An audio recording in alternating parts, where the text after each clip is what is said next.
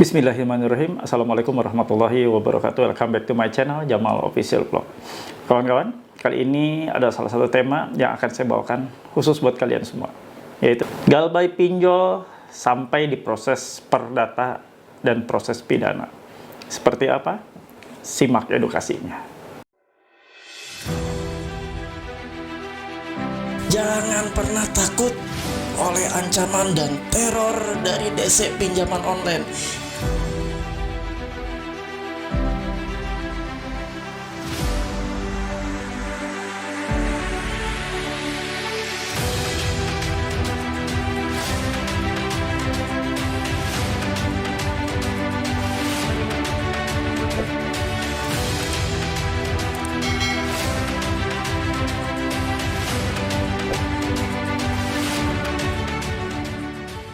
Alhamdulillah teman-teman, kembali bersua dengan channel ini yang tetap ada membersamai kalian semua, ada bersama-sama kalian dalam situasi kalian gagal bayar di pinjaman online baik legal maupun ilegal. Teman-teman semua, sebelum beranjak ke video selanjutnya, saya hanya ingin menginfokan ada salah satu akun TikTok dan mungkin beberapa akun TikTok yang kedapatan menggunakan video-video saya. Menggunakan video-video saya dengan nama bermacam-macam. Ada solusi pinjol legal dan ilegal, ataupun solusi pinjol dan sejenis. Intinya mereka itu adalah seorang joki atau joki pinjol untuk menarik perhatian dengan mengupload video-video saya. Dengan video-video saya tersebut seolah-olah bahwa itu adalah akun TikTok saya. Ingat ya teman-teman, saya tidak pernah membuat akun TikTok selain dengan nama Jamal Official Vlog, dan akun TikTok yang saya buat ya bukan akun TikTok selain nama saya sendiri, Jamal Official Vlog. Dan di dalam akun TikTok saya pastinya video-videonya sudah lama diposting, bukan video-video baru yang baru 5 hari, baru 2 minggu ya. Pasti itu bukan punya saya akun TikToknya ya. Silakan Anda report akun TikTok tersebut, karena sudah tentu banyak merugikan pihak-pihak lain, terutama yang meyakini bahwa itu adalah TikTok saya punya ya. Hati-hati ya teman-teman, waspada. Oke, kali ini saya akan bahas yaitu terkait masalah proses pidana dan proses perdata yang dihadapi oleh pihak nasabah yang gagal bayar di pinjol. Nah, seperti apa? Kalian simak ya videonya sampai tuntas.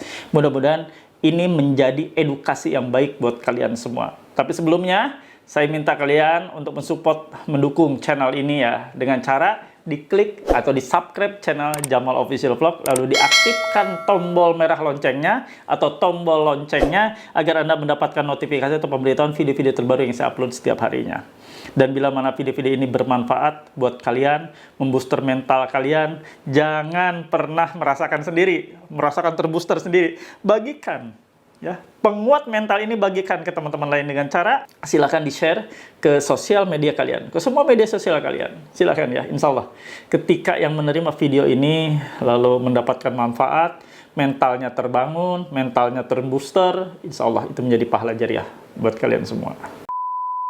Ini email yang diterima oleh salah satu member Paguyuban Membasmi Pinjol yang salah satu nasabah juga ya di pinjaman online, menerima email seperti ini. Kalian lihat baik-baik, saya akan bacakan. Nanti kita akan review ya. Pemrosesan data gagal bayar mengacu pada hukum perdata dan hukum pidana. Di sini dia bikin email gratisan ya. No reply, no response, seolah-olah dari email resmi. No reply, no response @gmail.com. Yaudah kita baca dulu ya. Nanti kita review ya. Yang terhormat Hanifah menimbang bahwa bahan prestasi sebagaimana diamanahkan dalam pasal 1238 KUH Perdata yang isinya si berutang adalah lalai apabila ia dengan surat perintah atau dengan sebuah akta sejenis itu telah dinyatakan lalai atau demi perikatannya sendiri, ialah jika ia menerapkan bahwa si berutang harus dianggap lalai dengan lewatnya waktu yang ditentukan. Serta dengan pasal pendukung bahwa piutang dapat dituntut secara pidana dengan pasal 372 penggelapan yang berbunyi barang siapa dengan sengaja memiliki dengan melawan hak sesuatu barang yang sama sekali atau sebagainya termasuk kepunyaan orang lain dan barang itu ada dalam tangannya bukan karena kejahatan, dihukum karena penggelapan dengan hukuman penjara selama-lamanya 4 tahun. Dengan tagihan yang kami kerucutkan sebesar 1.189.300 dengan kelalaian sampai 82 hari. Akan ada pertimbangan hukum yang akan kami angkat jika perihal gagal bayar ini sudah menginjak stadium S3, stadium 3, sesuai dengan ketentuan yang berlaku. Jakarta 25 April 2023. Ya, begini kawan. Saya akan kupas. Ya, tidak pakai lama. Langsung nih saya kupas. Di sini ya, bilang bahwa pemrosesan data gagal bayar mengacu pada hukum perdata dan hukum pidana. Di sini aja alamat Gmail-nya alamat Gmail gratisan ya, email gratisan, Gmail, pakai Gmail gratisan. No reply, no response. Seolah-olah ini adalah email resmi ya, tapi dia lupa. Di belakangnya setelah no reply, no response ada @gmail.com. Kocak ya. Ya itulah mereka ya. Nah, kita lihat ya. Tadi udah konyol ya. Pakai email gratisan, pakai Gmail ya. Sini yang terhormat Hanifah menimbang bahwa prestasi sebagaimana diamanahkan pasal 1238 katanya kan ya, kita tadi udah bacakan ya, serta dan pasal pendukung, dibilang pasal pendukung, jadi pasal pidana itu pasal pendukung katanya kan di 372 tentang penggelapan, dan dengan tagihan yang kami kerucutkan. Jadi tagihan itu dia kerucutkan senilai 1.189.300 dengan kelalaian 82 hari. Angkan ada pertimbangan hukum yang akan kami angkat jikalau perihal gagal bayar ini sudah menginjak stadium 3 S3. Ada ya istilah stadium S3 atau stadium 3 untuk gagal bayar. Jadi kalian nasabah yang gagal bayar udah nyampe 80 hari ke atas udah S3. S3 itu bukan gelar doktor, bukan. Jadi S3 itu stadium 3. Jadi ini udah sangat konyol ya.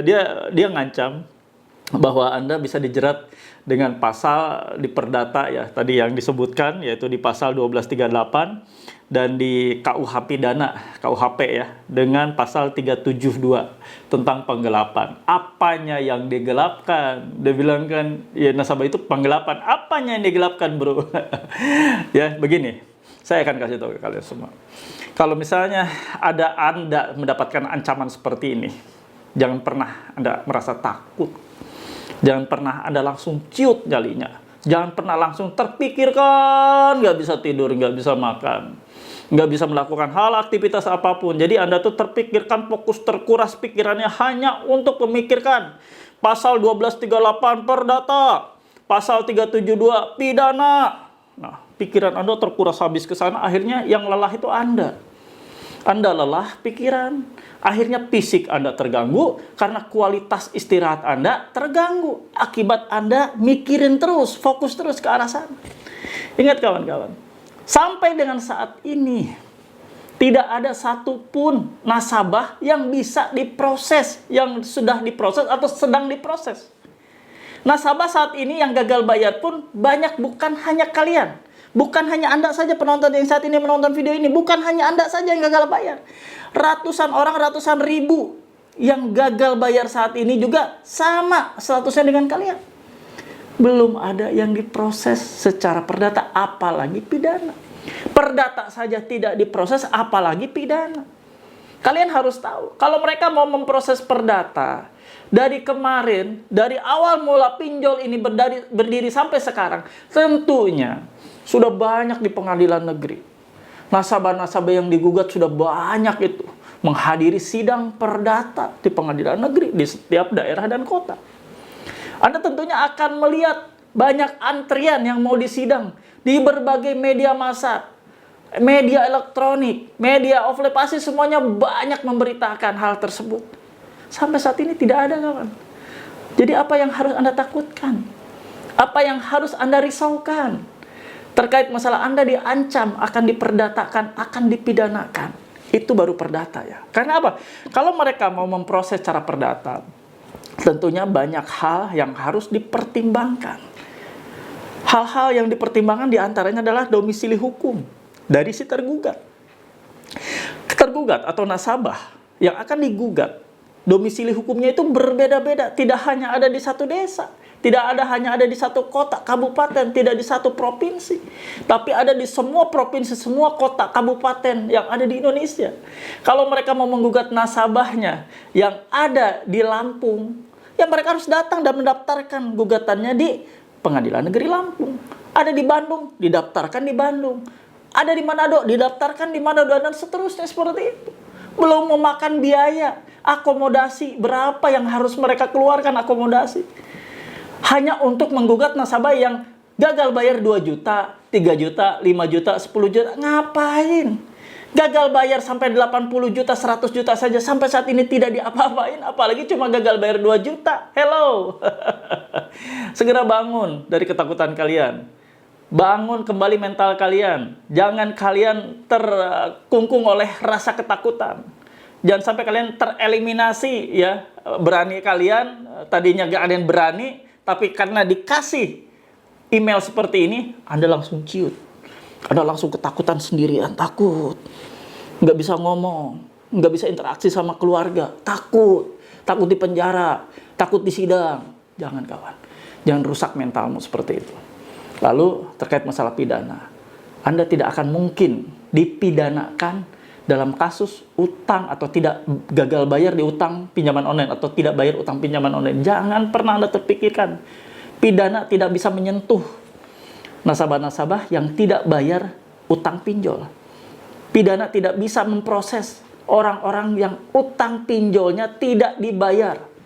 Karena jaminan atau undang-undang sudah menjamin di pasal 19 ayat 2 Undang-Undang nomor 39 tahun 99 tentang hak asasi manusia. Di sana dijelaskan bahwa tidak ada satupun atau seorang pun yang boleh dipidana penjara atas putusan hakim, atas putusan pengadilan, karena tidak melakukan kewajiban pembayaran utang piutang. Jadi yang tidak membayar utang tidak akan pernah diproses atau tidak akan pernah dipidana penjara. Jadi nggak usah takut.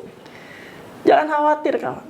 Itu adalah hanya ancaman, hanya gertakan, hanya untuk membuat Anda segera bayar. Untuk membuat menyegerakan Anda bayar pinjaman online segera setelah Anda melihat pesan itu. Itu yang utama, goalnya dari mereka itu supaya Anda takut. Paham ya sampai sini? Jadi jangan pernah memelihara rasa takut, rasa cemas, rasa khawatir. Jangan dipelihara, itu penyakit. Yang harus Anda pelihara adalah semangat. Semangat juang untuk menapaki hidup lebih baik lagi. Semangat juang untuk meninggalkan riba pinjol. Yang harus Anda pelihara adalah semangat untuk meninggalkan pinjol. Itu baru yang positif, yang tepat. Bukan memelihara ketakutan. Apa yang harus Anda takutkan? Tidak ada alasan kan? Tadi saya sudah ungkapkan. Tidak ada alasan bagi Anda takut untuk diproses secara perdata.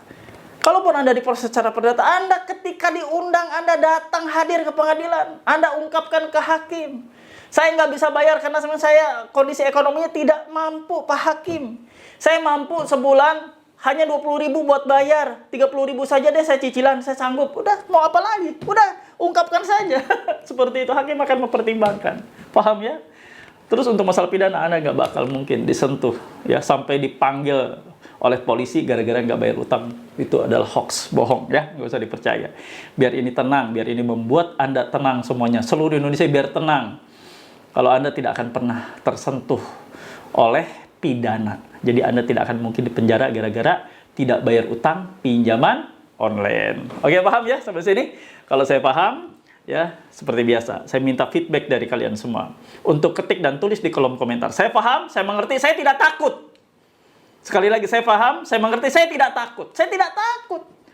Karena tidak ada satupun hukum yang bisa atau sampai saat ini bisa menyentuh nasabah atau menyeret nasabah. Baik itu perdata, apalagi pidana.